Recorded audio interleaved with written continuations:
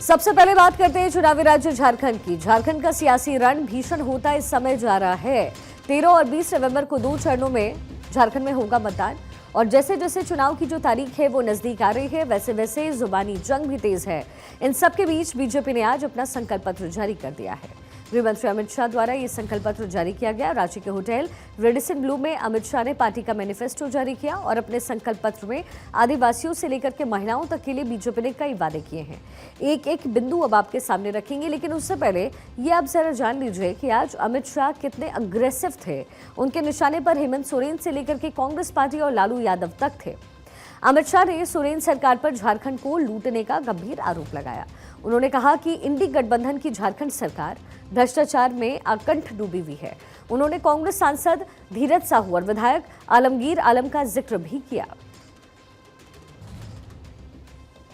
के आधार पर विश्वास से कह सकता हूं कि पूरे देश में सबसे ज्यादा करप्ट सरकार अगर कोई एक प्रदेश में है तो झारखंड में है।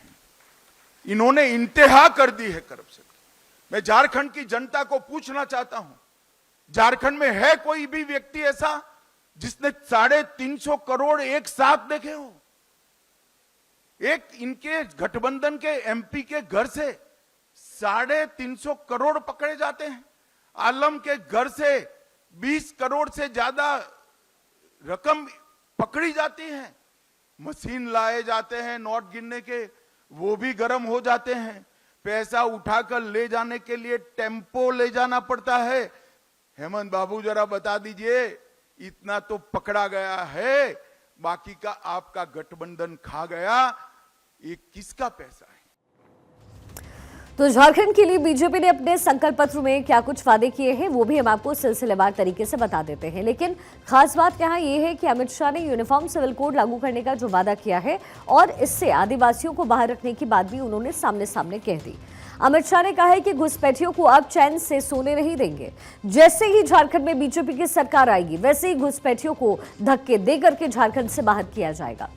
बीजेपी के संकल्प पत्र में कौन कौन से खास वादे हैं अब आपको जरा विस्तार से बताते हैं। बीजेपी का मैनिफेस्टो क्या कुछ कह रहा है।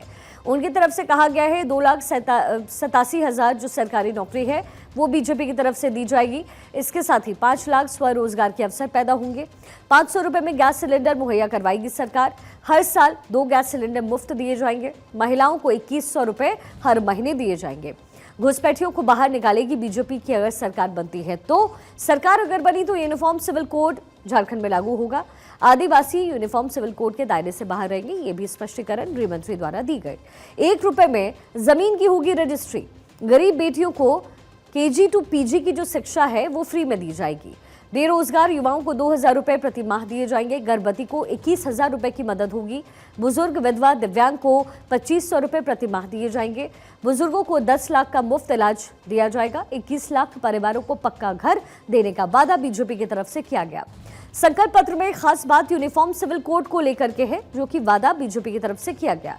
बीजेपी ने झारखंड में यूनिफॉर्म सिविल कोड लाने का भरोसा दिया है। अमित शाह ने कहा कि यूनिफॉर्म सिविल कोड को लेकर के हेमंत सोरेन झूठ फैला रहे हैं। कहा जा रहा है कि अगर यूसीसी आया तो आदिवासियों के अधिकार छिन जाएंगे, लेकिन ये झूठ है। क्या कुछ कहा है अमित शाह ने यूनिफॉर्म सिविल कोड को लेकर, जरा वो भी सुनिए। एक अपप्रचार हेमंत सोरेन एंड कंपनी के द्वारा किया जा रहा है कि यूसीसी आएगा तो आदिवासियों के सांस्कृतिक अधिकार और उनके कानून समाप्त हो जाएंगे। हेमंत बाबू, झारखंड में यूसीसी जरूर आएगा। हमारी सरकार झारखंड में यूसीसी लाएगी, मगर यूसीसी से आदिवासियों को पूर्णतया हम बाहर रखेंगे। कोई आदिवासी के अधिकार और कानून को यूसीसी से हम नहीं छेड़ेंगे। तो अपने भाषण के दौरान गृह मंत्री शाह ने पलायन का मुद्दा भी उठाया। उन्होंने कहा कि 5 साल में ऐसा झारखंड बनाएंगे कि किसी भी युवा को झारखंड से पलायन नहीं करना पड़ेगा। अमित शाह ने पेपर लीक का भी जिक्र किया और कहा कि पेपर लीक करने वालों को हम उल्टा लटका कर सीधा कर देंगे। मैं आज कह कर जाता हूं झारखंड वासियों को कि ये पेपर लीक जितने हुए वो पास्ट हो गया। भाजपा सरकार बना दीजिए। पेपर लीक करने वालों को हम उल्टा लटका कर सीधा करने का काम करेंगे और एक पारदर्शी भर्ती की व्यवस्था भारतीय जनता पार्टी की सरकार करेगी। मैं झारखंड की जनता को विश्वास दिलाना चाहता हूं कि 5 साल में ऐसा झारखंड बनाएंगे कि झारखंड में से किसी को भी मजदूरी करने के लिए झारखंड के बाहर नहीं जाना पड़ेगा। झारखंड का युवा अपनी युवा पत्नी और बूढ़े मां बाप के साथ रहकर अपना जीवन यापन कर पाएगा। वहीं बीजेपी ने झारखंड के लिए वादों का पिटारा खोला तो झारखंड मुक्ति मोर्चा और कांग्रेस ने इसे जुमला बता दिया। कहा कि बीजेपी के वादों पर आज कोई भरोसा नहीं करता है।